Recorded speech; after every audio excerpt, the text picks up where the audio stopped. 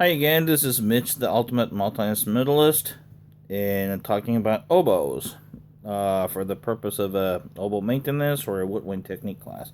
So I like to talk about the commercial reeds. And if you become like a teacher, in the band, and there's a kid who wants to play the oboe, obviously you have to get him her some reeds. Um, And if you, the best thing to do is to talk to the local professional player if you have any. Um, Here in Oregon, we have like an Oregon Symphony, Eugene Symphony, Salem Symphony, um, in the Oregon East Symphony in the Eastern Oregon. So any trusty professional player or a semi-professional, whoever makes reeds and then do it well. Talk to those people. Usually this is a good idea. In case, okay, in case you don't have that kind of resource, um, I have a very good news for you. What you can buy at store, most likely here in Oregon and Northwest at least, seems like a Jones and Emerald. Those are very good choices. If you go to the stores, most likely they have them. And particularly at the Jones. Now, both Emerald and Jones are very consistent. Uh, I know that some professional players will just poo-poo those commercial reads. Okay, but recent Jones. This is Jones, very new Jones. They changed their templates for the better. And Jones medium. So for beginners, maybe medium soft, maybe. But any intermediate advanced players who have, a little bit bigger body, those people, these Jones, this one is Jones medium, will be a very good choice. And so if you get one of those, you'd be probably okay with your players. Okay, and this is a few things to worry about when you buy. Now with the Jones reeds, most likely the shape itself wouldn't be a problem. But if you buy any commercial reeds, just look at the shape. Anything this is too wide or too narrow, you should probably avoid that. And then too short or too long, you should avoid those. If it is too long, probably you can still adjust it by shortening it.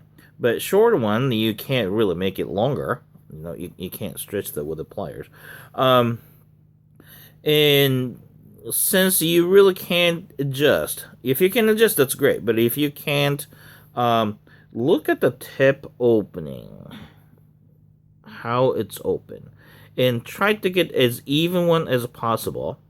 Okay, and then also, if you have to choose between the one that has very small opening versus a very big opening, then I would choose the bigger opening, because as the reed goes older, all it does is keep closing up.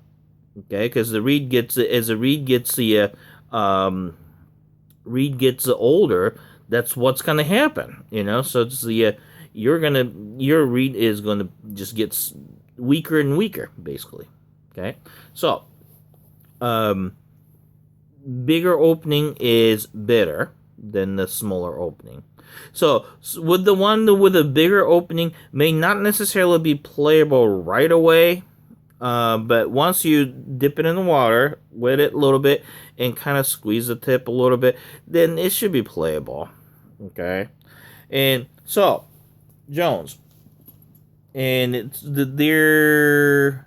this is their just normal line, and with the rich strings, and they have a pro line called the Artist series, and those are made a lot more like what the American professional players make, and they're pretty good reeds too.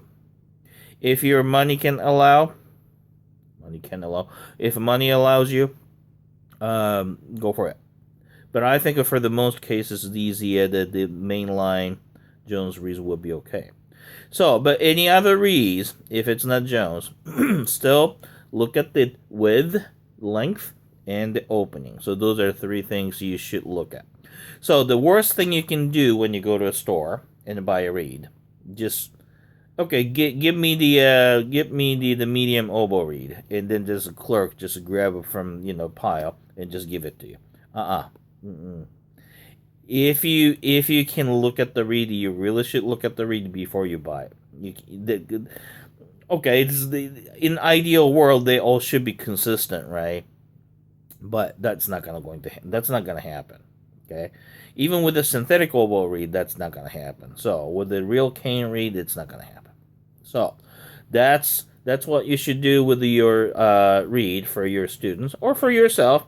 And you know what? This is Jones, and I have one, and I played this thing occasionally, and it plays extremely well. So something to think about. So if anybody poo-poos commercial reeds, just listen to them. And you don't have to, argue. Well, Mitch, the ultimate multi-listener, said that's bogus. Nah, just don't tell them that. But I think they should have a fair chance, and we should give them a chance, and I think they're very good, and then if they're good and if they're a cheaper option, I think we should use them. So here's a Mitch the ultimate. I can't say even my name. Mitch the ultimate multi-instrumentalist signing off.